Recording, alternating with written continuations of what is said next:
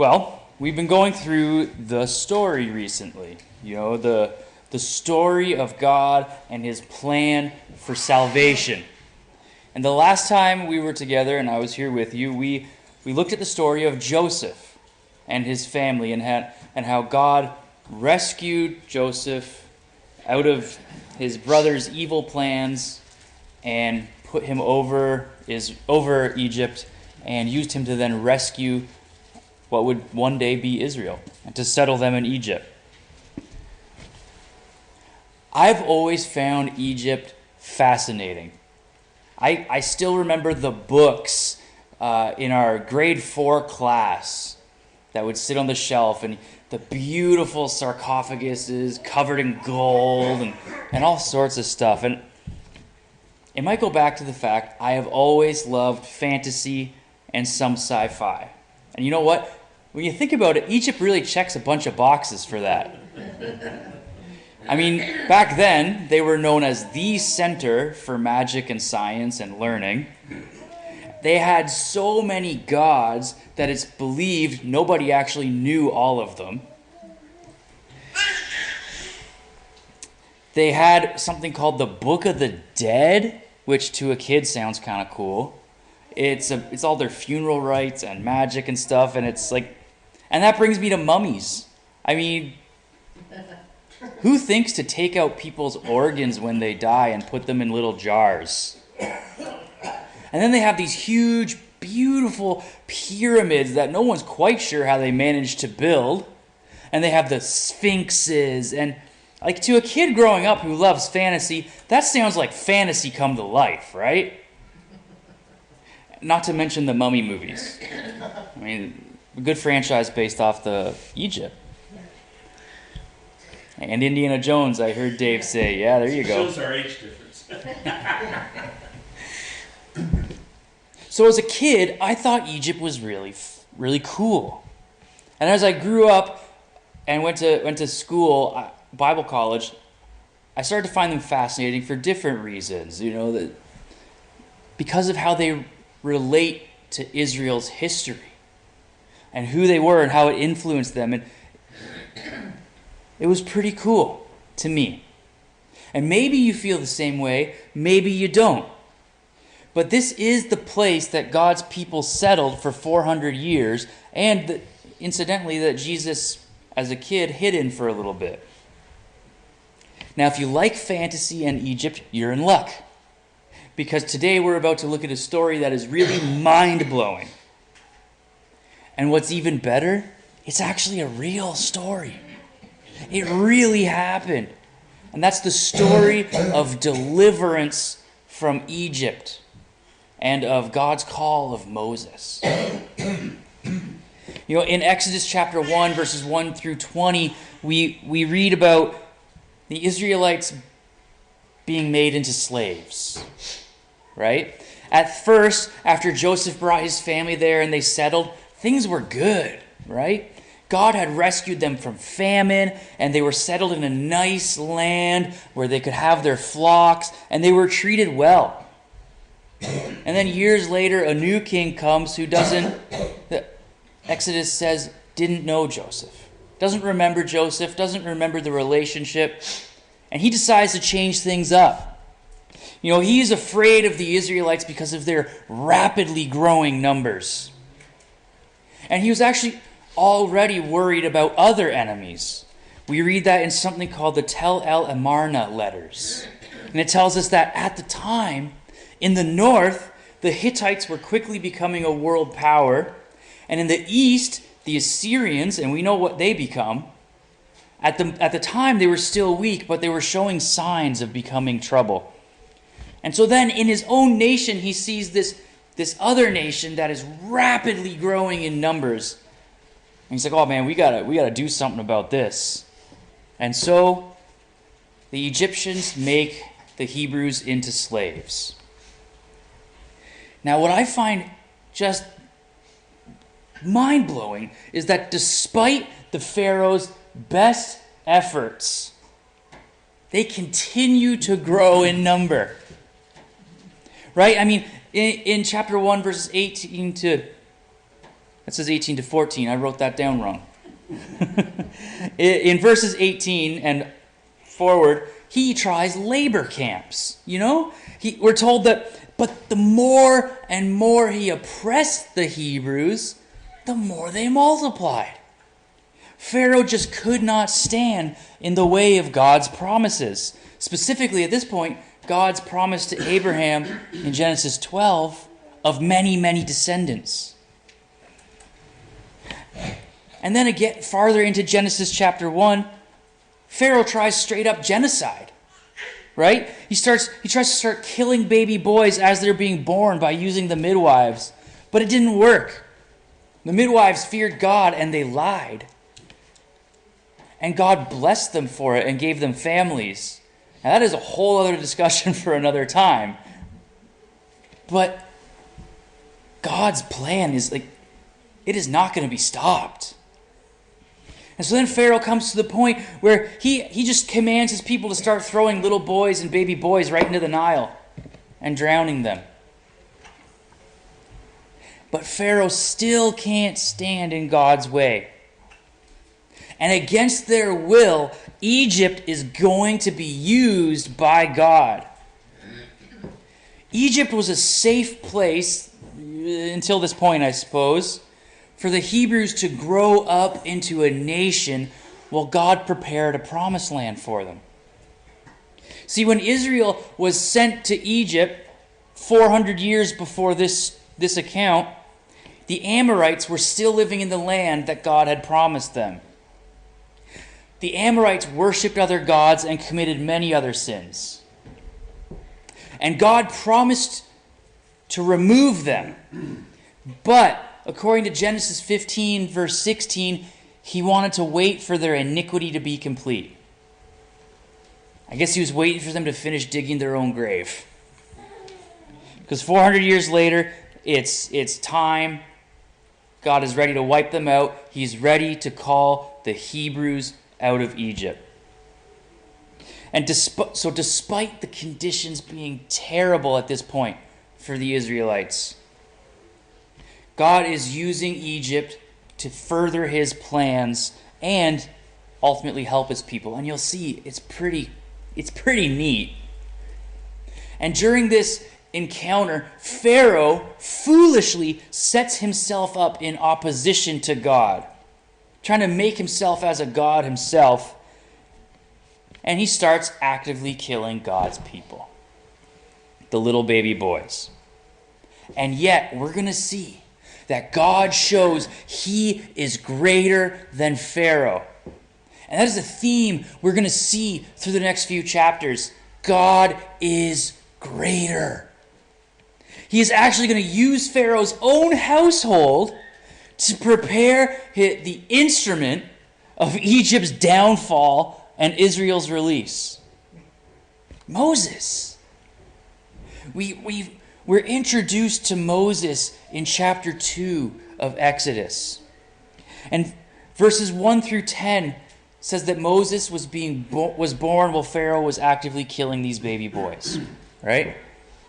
And then God uses that situation to actually make sure Moses is adopted into Pharaoh's own household, specifically by Pharaoh's daughter. His mother places him in a basket in a river. I can't even imagine what was going through her mind. Can you? Do you think she actually hoped that her baby would survive and someone would find him? Or was she hoping she wouldn't have to witness whatever happened? I'd like to think she was maybe desperate hope, but hoping that someone would find him and show mercy.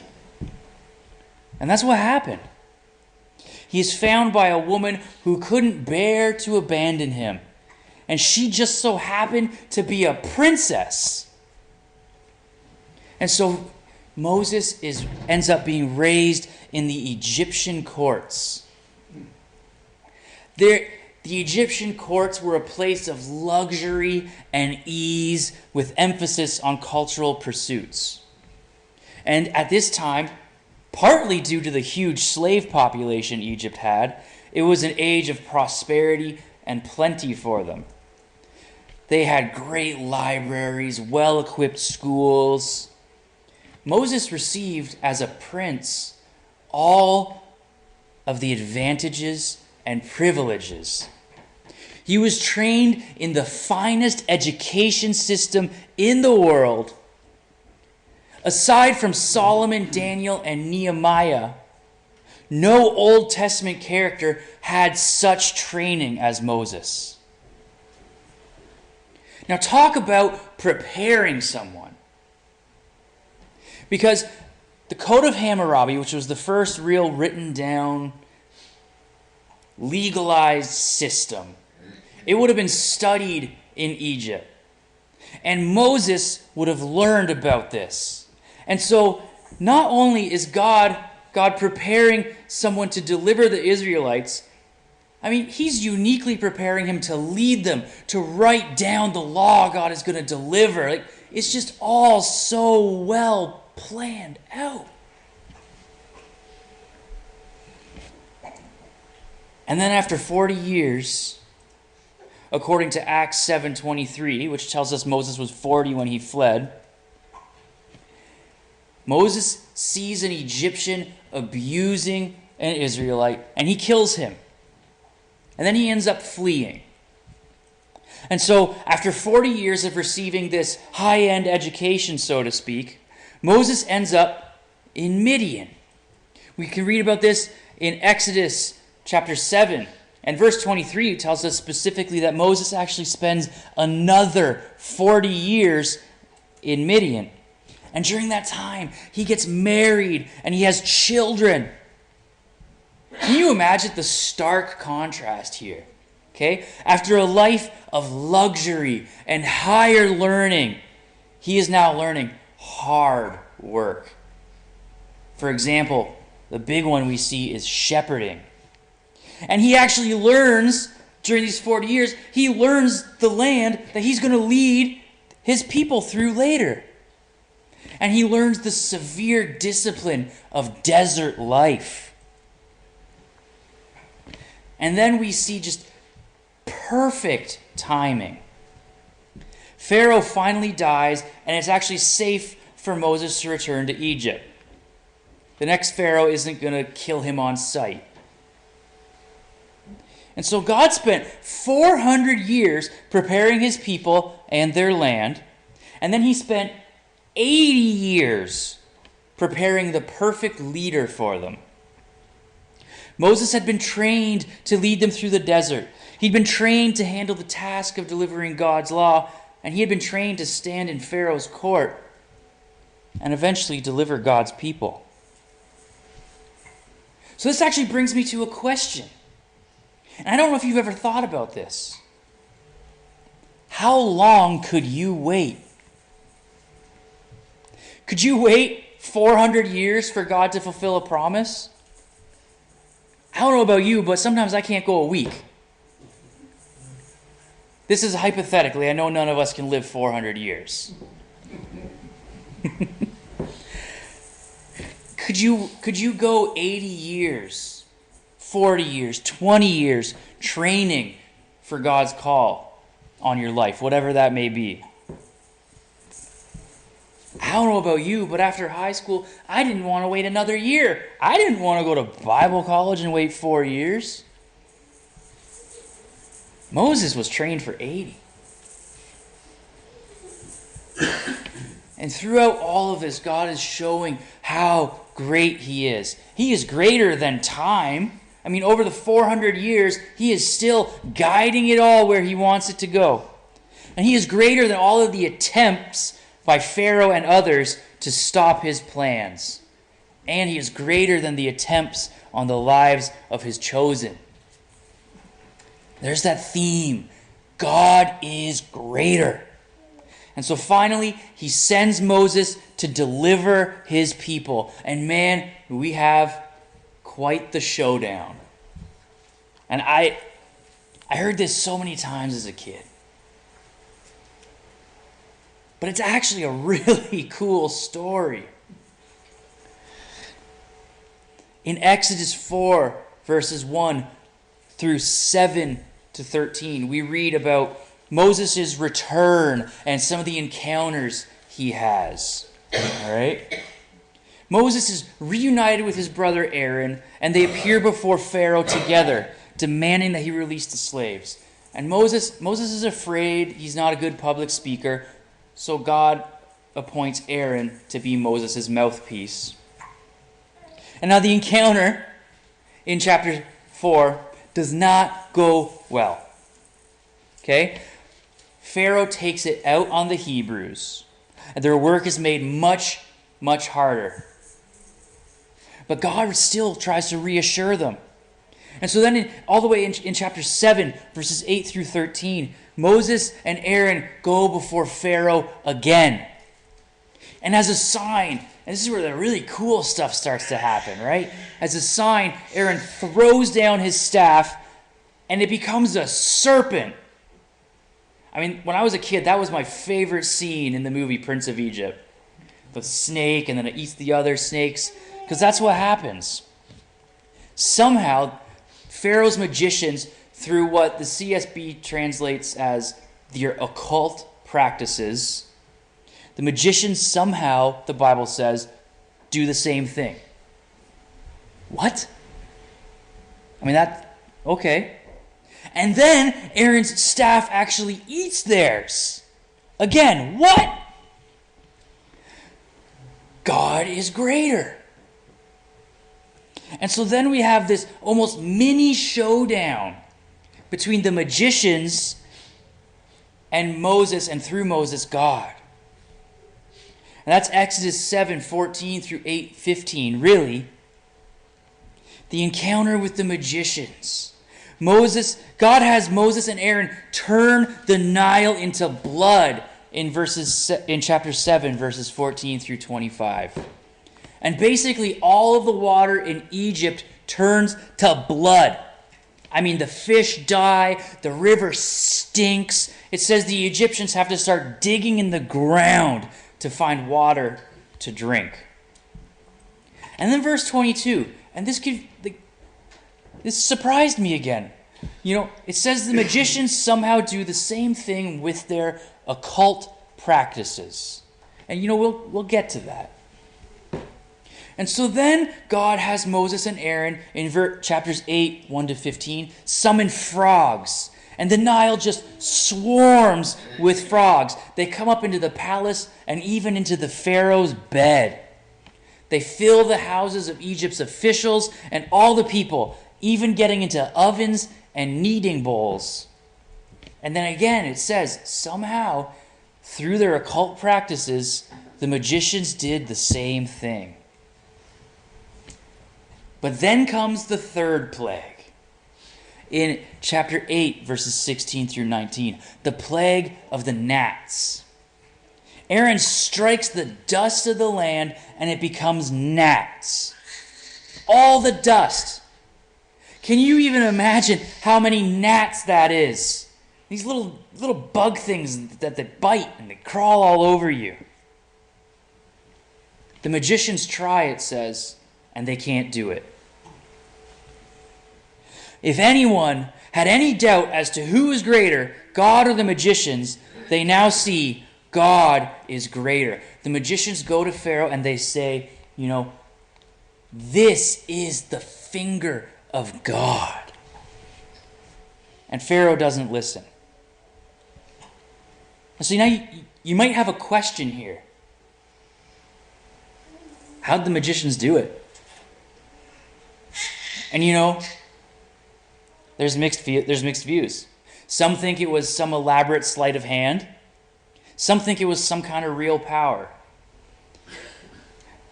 The magicians would have thought if it was some sort of real power, they were getting it from some god, they were super special and amazing. We know, however likely or unlikely, that it was real power. We know that any power like that would come from Satan. Right? And so whether it's sleight of hand or Satan at work, God shows in either case he is greater. right? And then there are going to be 7 more plagues. That the Egyptians doesn't even sound like the magicians even try to copy them. And over the course of all of these plagues, all 10, God outdoes the magicians. He dismantles the Egyptian pantheon, their whole array of false gods, and he defeats and devastates Pharaoh. In every way in this encounter, God shows he is greater. He shows he is the greatest. And so then we have the other plagues in chapter 8, verse 20 through 12, verse 32. And, there's a lot there, so we're not really going to go into detail. But you have the swarm of flies. You have the death of livestock. People erupting in horrible boils. You have hail and lightning. Locusts that eat whatever crops were left. Darkness over the land. And then finally you come to the death of the firstborn. It's a really interesting study that we can't get into, but every plague attacked something that had at least one god attached to it. Even the Pharaoh himself was supposed to be considered a god in the flesh, and he did not go untouched. He set himself and Egypt up against Yahweh, and man, did he lose. God humbled the magicians. He ripped apart the supposed gods, and he devastated Pharaoh. And this is important, and we'll get to this, but Israel has been living here for 400 years, and they, I imagine, have been influenced by some Egyptian beliefs.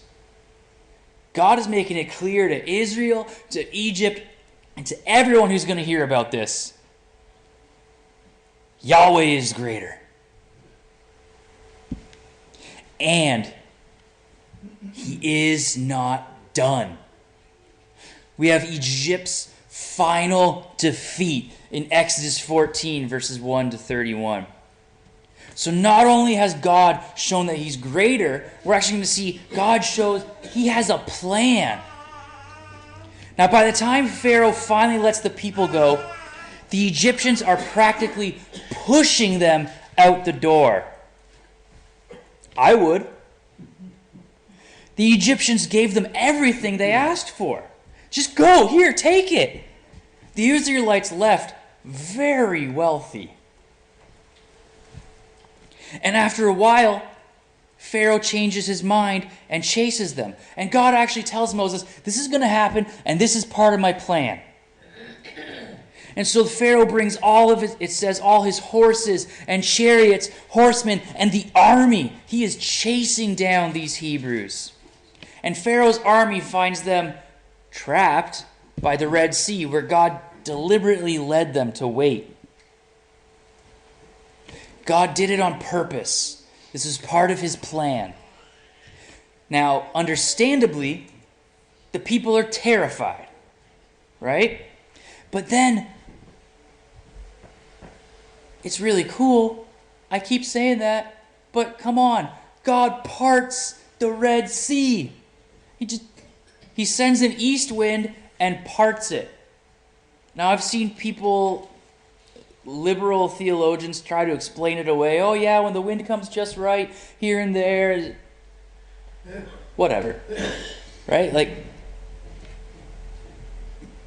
even if it was a natural phenomenon, which I don't think it was, the timing is way too perfect. Right? No, this is God. God parted the sea, and it is amazing. I wish I could have seen it.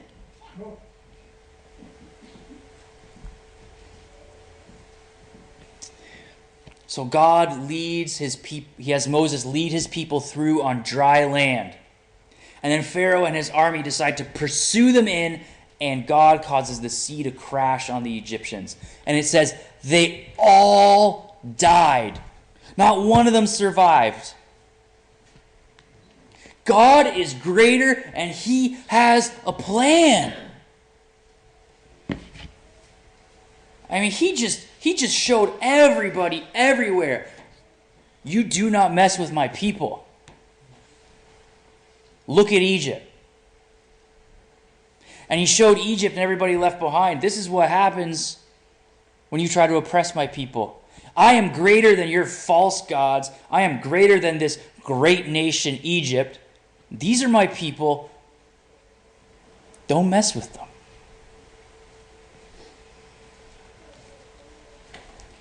So God is greater. I've been saying it over and over, and that is one of the big points of this lesson. God showed himself to be the greatest. We said this already, but Pharaoh and Egypt set themselves up against God and his people, and they did not come out the other side unscathed. And so remember how we talked about in Genesis, that the book, in Genesis chapter 1, how we talked about through the book of Genesis, and it'll continue into Exodus, that it was a story of who. Who is this Yahweh, and who are his people? The answer God is giving everybody right now. He is declaring himself to the nations. He is Yahweh, and he is greatest. And the Israelites are his people. What are you facing? Who or what has set themselves up or itself up against you? Is it your job? Is it an illness? Financial insecurity? Is the enemy attacking you spiritually in a very hard way right now?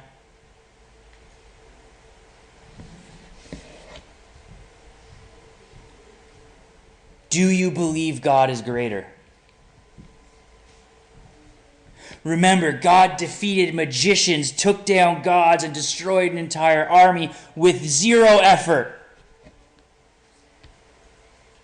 God is greater than whatever you're facing. Just trust him. And you know what? He has a plan. That's what the story is all about. God's overarching plan and his plans within the plan. And his plan for you. Everything with this encounter with Egypt worked out according to God's plan.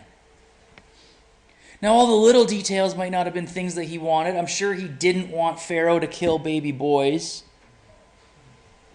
But God worked it out. Remember God and his plan to save everyone through Abraham's offspring? He brought that offspring to a place where they could grow for 400 years as he prepared the promised land for them. And then when it came time, he orchestrated events to raise up the perfect leader. Every terrible thing that happened in Moses' life ended up working out for good. He was prepared for 80 years by God using those events. And then God used him to deliver the people who will now continue his plans to save the world. And then the plagues, that whole battle, and Pharaoh holding out as long as he did. It says God hardened his heart so that Pharaoh would hold out, right? This is all part of God's plan. This whole section finishes with, when Israel saw the great power the Lord used against the Egyptians, the people feared the Lord and believed in him and his servant Moses. Chapter 14:31. That whole encounter, I'm sure God could have finished it in one blow. But it becomes this whole long encounter because it's part of God's plan to show who he is and to make his people believe in him. And after 400 years in Egypt and then being slaves, the Israelites had to doubt God and Moses. at times, right? And God showed them without a doubt he is greater. He is the greatest. And he showed that all things, good or bad, always end up going according to his plan in the end. So, do you believe that whatever is going on in your life, God has a plan? Are you worried about politics? I mean, that's all we see on the news right now, right? Are you worried about the American politics, for example, thinking the fate of the world is riding on who becomes president of the U.S. and it has to go a certain way? Or do you believe that God has a plan and whoever gets in, he'll make it work? In fact, he says that he puts the people in power. Who's greater, the lion or the elephant and the donkey? Canadian politics, same thing. Do you think if the wrong prime minister gets in, it's all over? Or do you believe that no matter what, God has a plan for our country and for his people that we can't foresee? And that God is greater. Maybe it's something more personal. Maybe you're struggling with an illness or some other difficulty. Finances, the loss of a loved one. Maybe you're just having a hard time emotionally. Maybe it just seems like everything is falling apart. Can you trust that God has a plan? Trust is hard, I know that. So there's a few trust-building exercises that I found on a blog about social interactions. And a few of them actually work really well for building trust in our relationship with God. First, prove that you can be relied upon. I think God has done that. And so if you have trouble trusting him, think about all the times in the Bible and in world history, and most importantly, in your life, that he has shown he can be relied upon. If you're in a dark valley, remember, as hard as it can be, the times God proved he can be relied on. The other trust-building thing is address problems early. If you're upset about something, if you're struggling with something, don't just hold on to it. Talk to God about it and do it right away.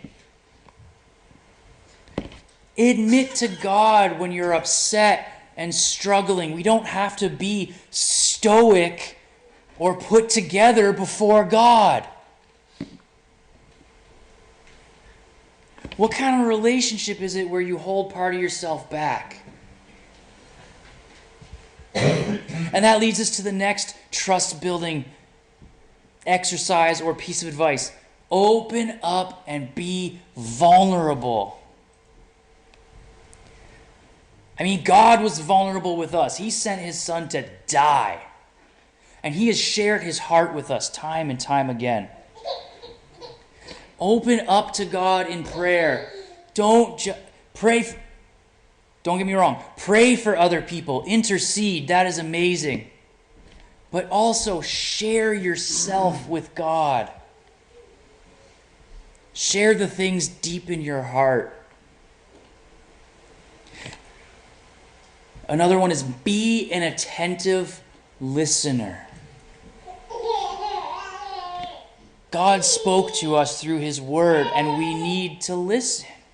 If we go to his word and if we listen to it attentively, we will see that God can be relied on. Trust will grow. And in your time of prayer, include some time where you just sit and you listen. Right? I'm not saying you're going to hear an audible voice or anything. But God might bring a scripture to mind. Or something that he really wants you to focus on like that. Right? We got to listen to God. And the last piece of advice for building trust is work on a shared project together. God gave us a shared project, the church, and sharing Jesus, sharing the good news. That is our shared project. If we want to build trust and relationship with God, we need to partner with him in being a church and in fellowshipping and discipling and growing each other and in taking the good news into the world. Amen. Work on that shared project together. If we do all these things, if we work on these things, I mean, you can quote me on this. I am that confident in it. Your trust in God will grow exponentially if it's not already there. And if it is there, it can only get stronger. Do you trust that God is greater and God has a plan?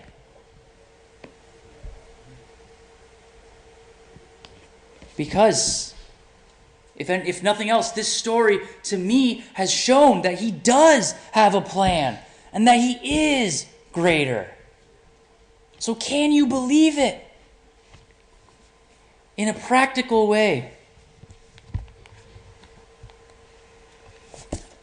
Can you trust God?